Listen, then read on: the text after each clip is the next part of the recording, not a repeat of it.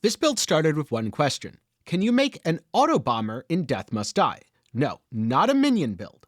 A build that kills enemies by walking over them. The answer is yes, you absolutely can. If you like Death Must Die builds or my thoughts on various games, then do be sure to get subscribed, leave a like while you're down there, and for now, let's get into things. You're able to make an Autobomber build with Flare from Summer, which creates a small fireball whenever you're attacked. You know, like when you walk near enemies, triggering them to attack you. Now, I played this build on Avoron specifically because I wanted to use one of his signs. Sign of the Disciple. All blessings offered are at least Adept rarity. Your Adept rarity bonuses get converted to Expert, and normally, skills can't go above Expert via rarity upgrade. So I added in this pair of boots, which allows me to upgrade them all the way to Master.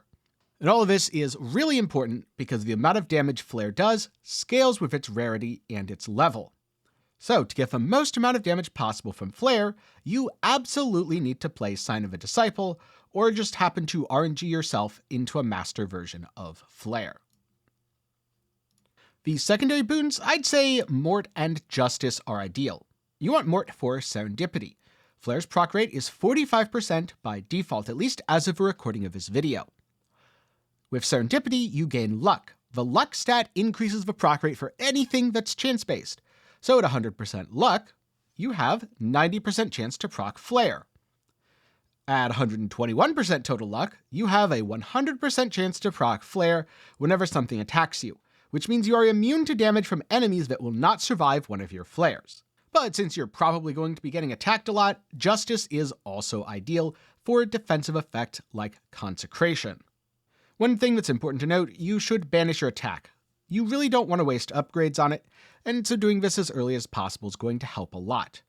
Now, in the first couple minutes, I was getting my build together, and I didn't quite have everything I needed. But around the 4-minute mark with the slimes, something hilarious happened. I got to walk through them and profit from the explosions. Yes, my build was coming together. This plan was working. I still kind of needed to auto-attack since my clear wasn't where I wanted it to be, and also I wasn't used to playing an Autobomber, so I may have auto-attacked more than I technically needed to. However, it was working, and that's the important part. So I continued on to try to gather some levels. By the gargoyles, I got a somewhat nasty surprise, mostly that I wasn't tanky enough for this yet, and my damage was a bit low. Unfortunately, low single target is a pattern that repeats on this build. But I kind of mitigated some of this with lifelink. That way, instead of having to walk around, I just charged through enemies, smashing everything in my path.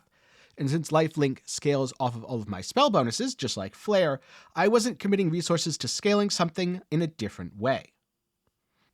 For a while, I was still auto-attacking, but that was mostly out of habit, since all of my damage was definitely coming from Flare at this point. Constantly dashing wasn't always the best for EXP collection, but it definitely did a good job of cleaning stuff up, and you know what, sometimes that's worth it. Plus, I wasn't taking too much damage even when I occasionally got hit, since I'd been investing into more and more boons from Justice. I don't have too much else to say about the early game for this run, but the slimes at 12 minutes, just like the ones at 4 minutes, were a dream. Just walk and watch them pop. And it was during this that I finally got enough luck from leveling and increasing the rarity of my Serendipity blessing to get the 120% chance so that Flare triggered every time. And right after that, on the stabby ghosts around 13 minutes, I noticed just how effective the reprisal effect was. This smites enemies, stunning them, and yeah, it pretty much meant that most enemies couldn't do anything to me unless they were an actual boss. To be fair, I was very much worried about the Necromancer. He hits hard enough that I couldn't really just face tank him. And luckily, he attacked frequently enough while I was standing near other enemies that I could mostly destroy his attack projectiles, and he'd nuke himself because he was standing near multiple targets. And when he's standing near multiple targets, that means Flare procs multiple times. It was one of the longest Necromancer fights that I've done, since the build's single target isn't the best, and it took around 2 minutes. But by the 16-minute mark, the Necromancer had died, and he didn't feel that scary, so I wasn't too worried. I also tried face tanking the big armored knights after this, which, predictably, was a bad idea. But at least the tracking fireball skeletons weren't really hurting me, so I could dodge the big guys and not worry about taking stray pot shots. In fact, I was stunning and retaliating against them to the point where most were just melting around me. And similarly, at 18 minutes, the free skeletons were very easy. I had so much retaliation damage that they just exploded. And at 19 minutes was the last swarm. This was the time that I had been waiting for, the point where I got to just walk through an army of skeletons, and because they were so clustered, most of them were taking AoE damage from Flare 2, 3, or even 4 times. I don't exactly know how much of my total damage came from this portion. I know that Flare did about 2.7 million by the end, and I wouldn't be surprised if a full million came from this very short 1-minute segment of the game, because I was doing absolutely massive damage and decimating everything. This is why you play an Autobomber, and even if I'd lost to Dracula, I could have said, mission well done. Except I didn't lose to Dracula. Now, the fight was long, and most of my damage only came from the ad phase. I definitely took the fight more cautiously than I needed to. I should have spent more time dragging him over the ads for the additional proc damage. But I was worried about getting shotgunned by his projectiles at close range, and since I didn't really need to move into auto attack, very often I didn't. Instead, I played at a distance and mostly waited for him to be stunned to run near him. Unfortunately, the end result of this was that the fight was probably the longest I've ever taken to kill a 30 Dracula. Then again, can you really complain about the amount of time something takes if you win in the end? Personally, I'd say no. And so here's a quick look at the end results of my Flare. Yep, 2.7 million damage. That's how you hard carry a build with one single skill. I don't think this is the best way to play Avoron. I don't even think this is the best build. The single target was certainly lacking. But what this build lacked in single target, it made up for in general fun, because it was a blast to just be able to walk through enemies. Very much like how a summoner build, you can sit back, relax, and watch your minions do work for you. This time, you are the minion doing work still. You do have to go near enemies, but there's something nice about knowing that you're not trapped in a pile of them, they're trapped in a pile with you. And so this gets my rating of one of the most fun builds that I've put together.